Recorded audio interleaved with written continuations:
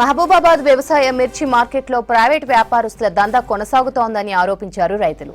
1500 ఇస్తేనే మిర్చి కొనుగోలు కూపన్ ఇస్తామంటూ వసూళ్లు చేస్తున్నారని ఆగ్రహం వ్యక్తం చేశారు. మల్యాల గ్రామానికి చెందిన మిర్చి రైతు భీముడి దగ్గర నుంచి 500 రూపాయలు లంచం తీసుకున్నాడు ప్రైవేట్ గుమస్తా.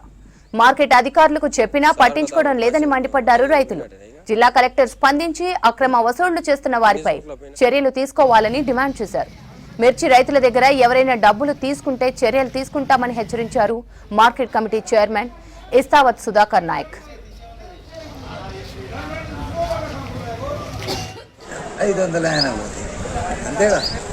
నమస్తే రెడ్డి. అవును,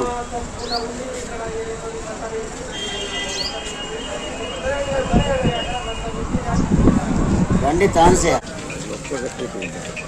ఏం కాదు, అది పని కాదు. మహబూబాబాద్ వ్యవసాయ మిర్చి మార్కెట్లో ప్రైవేట్ వ్యాపారస్తుల దందా కొనసాగుతోందని ఆరోపించారు రైతులు. 1500 ఇస్తేనే మిర్చి కొనుగోలు కూపన్ ఇస్తామంటూ వసూళ్లు చేస్తున్నారని ఆగ్రహం వ్యక్తం చేశారు. మాల్యాల గ్రామానికి చెందిన మిర్చి రైతు భీముడి దగ్గర నుంచి 500 రూపాయలు లంచం తీసుకున్నాడు ప్రైవేట్ గుమస్తా. మార్కెట్ అధికారులకు చెప్పినా పట్టించుకోవడం లేదని మండిపడ్డారు రైతులు. జిల్లా కలెక్టర్ స్పందించి అక్రమ వసూళ్లు చేస్తున్న వారిపై చర్యలు తీసుకోవాలని డిమాండ్ చేశారు. మిర్చి రైతుల దగ్గర ఎవరైనా డబ్బులు తీసుకుంటే చర్యలు తీసుకుంటామని హెచ్చరించారు market committee chairman Sudhakar Naik.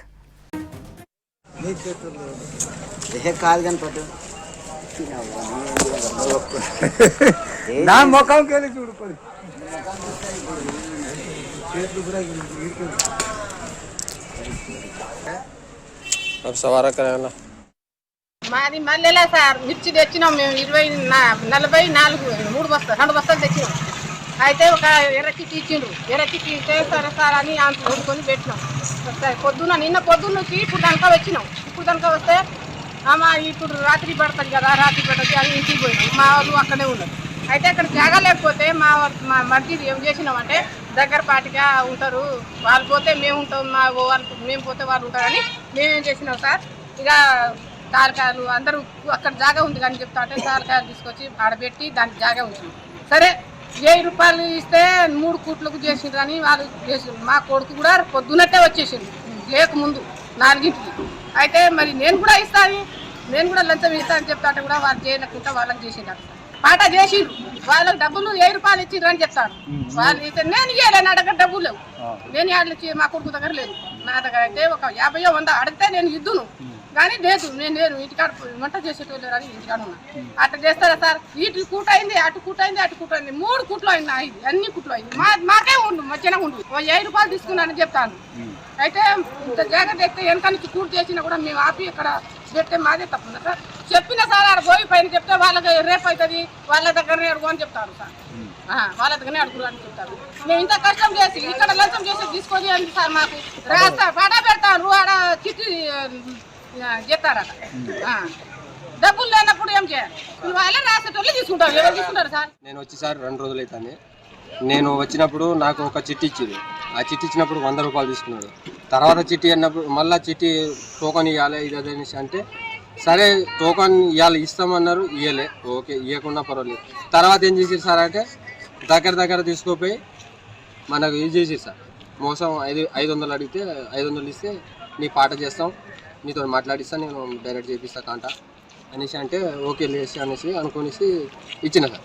ఇచ్చిన తర్వాత ఏమంటుండే తర్వాత ఇవాళ పాట కాదు, మళ్ళీ పాట రేటు తక్కువ అవుతుంది ఇది అనేసి అదే అనేసి 500 ఇచ్చిన. ఈ గుమస్తాకు 500 ఇచ్చినప్పుడు తీసుకున్నాడు, జేబులో పెట్టుకొని వెళ్ళిపోయింది. ఇప్పుడు లాస్ట్కి వచ్చేసి ఏమంటా రేపు చేపించుకో అనేసి ఉంటుంది. ఇది సార్ సమస్య. మొత్తం దోపిడీ ఇట్లా జరుగుతుంది సార్. మార్కెట్ మొత్తం అతనే దోపిడీ. అందరికి ఏ చిట్లు ఇచ్చినో ఆ చిట్టి తరపున నడిపిస్తలేరు. నువ్వు ఇస్తానంటే 500 కాదు 1000 ఇచ్చినా అంటే కూడా అట్లా తీసుకుంటారు సార్. ఏం చేస్తారు? ఇప్పుడు నేను పెట్టిస్తా, రేటు పెట్టిస్తా, తీసుకోపోతా, నేను మొత్తం వేపిస్తా అనేసి అంటే వేపిస్తారు. తర్వాత నోట్లో మూస్తారు సార్. నాకేం లేదు సార్, రైతులకు మోసం చేస్తారు సార్. మంచి జరగాలని నా ఆలోచన. ఇప్పుడు ఇవాళ ఒక్కరోజు విషయానికి అనేసి ఇప్పుడు ఏదో ఒకటి చేసేసి పోతారు. రైతులకు నెట్ ఎట్లా మూస్తారు, మందులు ఇది అది అనేసి మొత్తం చాలా వరకు నష్టాలు చేస్తుంటారు. ఘోరం పరిస్థితి. ఈ గిట్టుబాటు ధర లేదు. మళ్ళీ పైగా వచ్చేసి ఆ కేసీఆర్ ఉన్నప్పుడు ఈ వ్యవస్థ పెట్టలే. ఇప్పుడు ఈ రేవంత్ రెడ్డి వచ్చిండు, మొత్తం వ్యవసాయం మొత్తం మార్చేసిండు. ఈ ఆన్లైన్ సిస్టమ్ అనేది ఇది అనేది అది అనేది ఏకన్నా ఇక్కడ ఏమో